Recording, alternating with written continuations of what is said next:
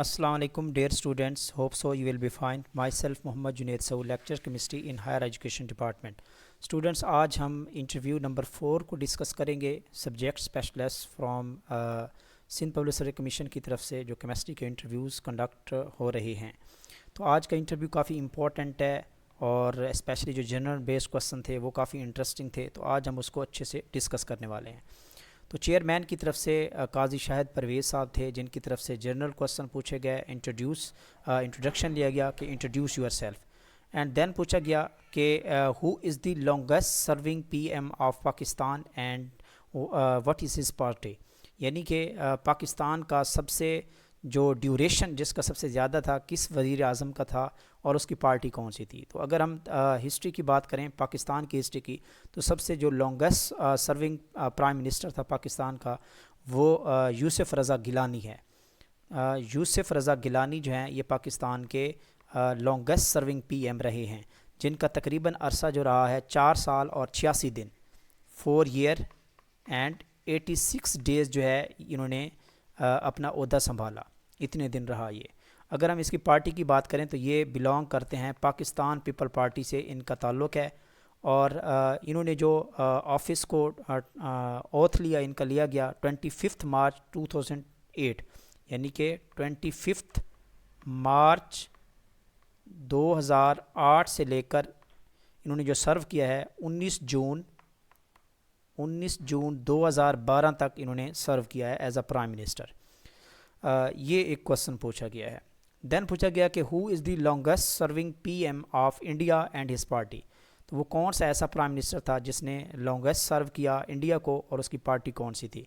तो इसमें जो जवाहरलाल नेहरू था, जो इंडिया का लॉन्गेस्ट सर्विंग पीएम भी है और सबसे पहला जो वज़ीर आज़म था इंडिया का वो था जवाहरलाल नेहरू।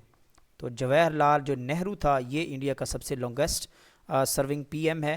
और इसकी जो पार्टी है, उस वक्त जो पार्टी थी इंडिया की, तो वो पार्टी थी इसकी इंडियन नेशनल कांग्रेस। इंडियन नेशनल कांग्रेस जो है इसकी पार्टी थी।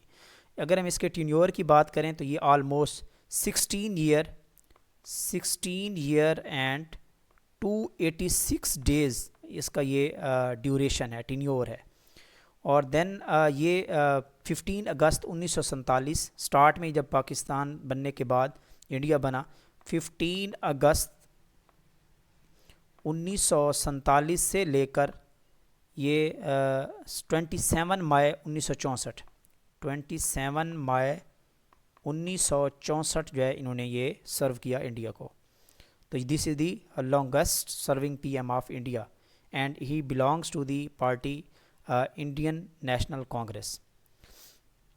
नेक्स्ट क्वेश्चन पूछा गया कि who is the current captain of Pakistan cricket team. तो देखें ये करंटली बेस्ड क्वेश्चन है, करंट अफेयर से रिलेटेड है। तो अभी हाल ही में जो इंडिया में वर्ल्ड कप हुआ, क्रिकेट वर्ल्ड कप, वहाँ पे पाकिस्तान की लोअर परफॉर्मेंस की वजह से जो है ना, वो सबसे पहले हमारे पीएम क्रिकेट कोच थे, क्रिकेट टीम के जो कैप्टन थे हमारे, वो थे बाबर आजम, और फिर उनको जो वो उस ओहदे से हटा दिया गया। जो न्यू हमारे कैप्टनसी मिली है, तो T20 के हमारे कैप्टन हैं शहीन शाह अफरीदी और टेस्ट के हैं शान मसूद।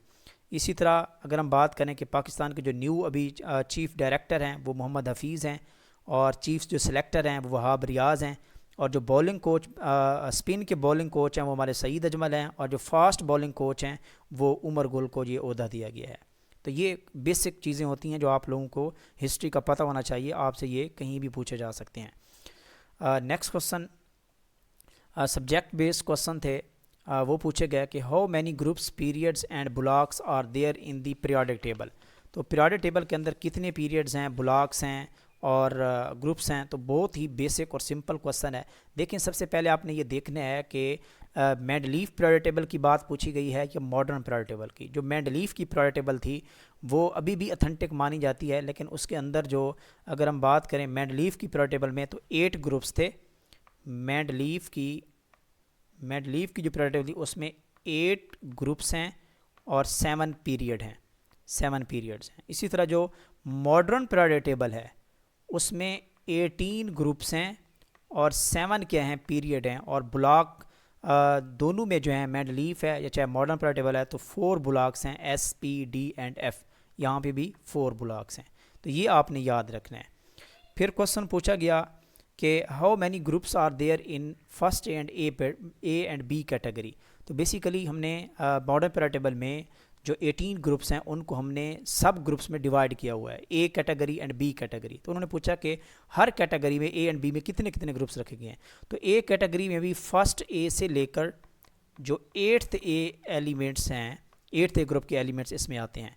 फर्स्ट ए में आपका अल्कली मेटल हैं, फिर सेकंड ए में आपकी अल्कलाइन अर्थ मेटल हैं, और फिर थर्ड ए से लेकर 8th ए तक आपके पी ब्लॉक के एलिमेंट्स हैं, और लास्ट पे जो 8th एलिमेंट्स है उसमें नोबल गैसेस हैं। इस तरह बी कैटेगरी में भी फर्स्ट बी से लेकर 8th बी तक इसको एक नई कैटेगरी का नाम दिया गया।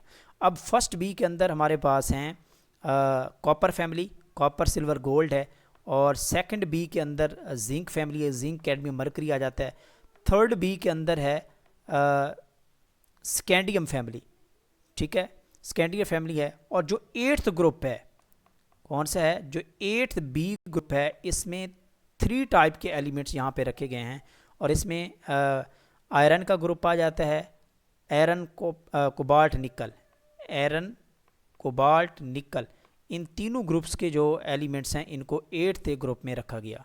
तो ये कुछ सब डिवीजन है, तो ये आपने याद रखनी है। व्हाट आर लेंथनाइड्स एंड एक्टिनाइड्स, ये क्वेश्चन पूछा गया कि लेंथनाइड्स और एक्टिनाइड्स क्या हैं। बेसिकली जो लेंथनाइड्स हैं, this is the series of 14 elements, ठीक है।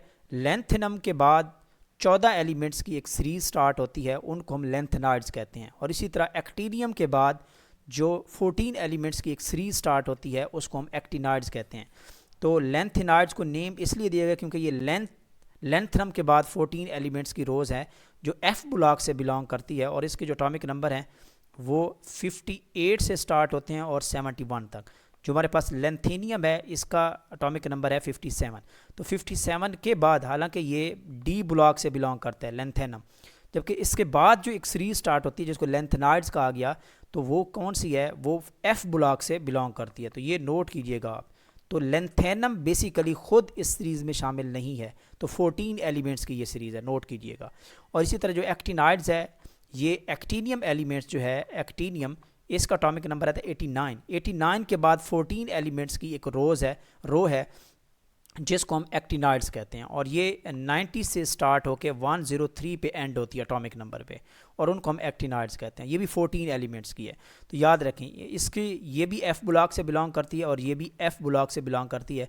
लेकिन याद रखिएगा ये जो लेंथनाइड सीरीज़ है ये 6th पीरियड से बिलोंग करती है, और जो एक्टिनाइड सीरीज़ है ये 7th पीरियड से ये बिलोंग करती है।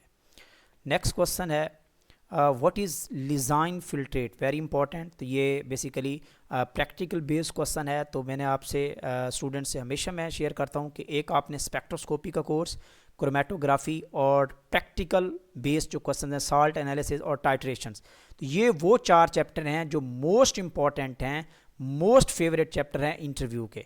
तो आपने इनको बहुत अच्छे तरीके से कवर करना है और देखना है। तो व्हाट इज़ लिजाइन फिल्ट्रेट, तो लिजाइन फिल्ट्रेट क्या है, तो लिजाइन फिल्ट्रेट को बेसिकली हम लिजाइन एक्सट्रैक्ट भी कहते हैं, या इसको सोडियम फ्यूजन एक्सट्रैक्ट भी कहा जाता है लिजाइन फिल्ट्रेट को। ये किस लिए हम बनाते हैं ये एक्सट्रैक्ट, ये बेसिकली यूज़ होता है to detect the presence of nitrogen है, कोई सल्फ़र एलिमेंट है या कोई हेलोजन है इन दी ऑर्गेनिक कंपाउंड। अगर किसी भी ऑर्गेनिक कंपाउंड में नाइट्रोजन एलिमेंट मौजूद है, सल्फ़र है या कोई हेलोजन मौजूद है, तो उस ऑर्गेनिक कंपाउंड में इन एलिमेंट्स को डिटेक्ट करने के लिए हम लिजाइन सोल्यूशन बनाते हैं। तो अब हम देख लेते हैं कि ये लिजाइन सोल्यूशन बेसिकली बनता कैसे है, और ये बहुत सिंपल है। इसमें हम क्या लेते हैं, हम एक फ्यूजन ट्यूब लेते हैं, छोटी सी कैपिलरी ट्यूब होगी, आपने BS में जाके प्रैक्टिकल किए होंगे इस तरह की, बिल्कुल छोटी सी एक कैपिलरी ट्यूब होती है, और उसके अंदर हम क्या करते हैं, छोटा सा सोडियम का जो टुकड़ा होता है वो हम इसमें ऐड कर देते हैं, ठीक है। और उसके बाद हम इसमें ऑर्गेनिक कंपाउंड ले लेते हैं, ऑर्गेनिक कंपाउंड ले लेते हैं, सोडियम मेटल ले लेते हैं, और उसको थोड़ा सा हीट अप करते हैं और इसको फ्यूज़ करवाते हैं। तो हमारे पास आ जाता है फ्यूज्ड फॉर्म में क्या आ जाती है, सोडियम मेटल हो जाती है, फ्यूज सोडियम मेटल। फिर हम क्या करते हैं, उस ट्यूब के अंदर वो रेड हॉट बन चुकी होती है जब वो फ्यूज़ होती है, तो उस रेड हॉट ट्यूब को हम क्या करते हैं, हमारे पास चाइना डिश होती है, उसके अंदर डिस्टिल्ड वाटर होता है उसके अंदर हम इसको प्लंज कर देते हैं, फेंक देते हैं, जैसे ही फेंकते हैं तो वो टूट जाती है, और फिर हम उसको थोड़ा सा जो है ना वो प्रेस करके हम उसको जो है ना वो सोल्यूशन प्रिपेयर कर लेते हैं। फिर उसके बाद हम उसको क्या कर लेते हैं, उसको बॉयल करके फिर हम इसको फ़िल्टर कर लेते हैं, और वो जो फिल्ट्रेट आता है वे बेसिकली उसको हम कहते हैं दिस इज़ द लिजाइन फिल्ट्रेट, या इसको हम कहते हैं सोडियम फ्यूजन एक्सट्रैक्ट कहा जाता है। तो ये चीज़ें आपने एक्सपेरिमेंट में की होंगी। तो ये बहुत ही सिंपल और बेसिक क्वेश्चन यहाँ पे पूछे गए इंटरव्यू पे। तो ये बहुत ही शॉर्ट इंटरव्यू था। तो सम टाइम बहुत शॉर्ट इंटरव्यू भी हो जाता है, कभी कभी बहुत लेंथी इंटरव्यू भी होता है, वो डिपेंड करता है वो पैनल के ऊपर डिपेंड करता है, और आप लोगों के ऊपर भी डिपेंड करता है कि आप उस इंटरव्यू को कितना इंटरेस्टिंग बना रहे हैं। अगर आप उनके हर क्वेश्चन का प्रॉपर और डिटेल आंसर अच्छा कर रहे हैं, ठीक है, तो वो आप में ज़्यादा इंटरेस्टेड होता जाएगा और आपसे लेंथी इंटरव्यू कंडक्ट होगा। और लेंथी इंटरव्यू का एक ये फ़ायदा होता है कि अगर आप अच्छा परफॉर्म करते हैं तो आपकी जो सिलेक्शन होती है वो यकीनी हो जाती है। और जो शॉर्ट इंटरव्यू होता है उसमें थोड़ा सिलेक्शन का जो क्राइटेरिया होता है वो बहुत मिनिमाइज होता है। अगर आपसे क्वेश्चन ही कोई 4, 5 या 6 पूछे गए हैं तो फिर उस बेस पे आप लोगों को सिलेक्ट करना थोड़ा डिफ़िकल्ट होता है बहरहाल। तो ये चीज़ें आपने देखनी होती है। Thank you so much. तो इंशाल्लाह नेक्स्ट जो हमारा इंटरव्यू कंडक्ट होगा इंशाल्लाह वो डे बाय डे आप लोगों के साथ हम शेयर करते रहेंगे। तो अपना ख्याल रखिए, तब तक के लिए इजाज़त दीजिए। अल्लाह हाफ़िज़।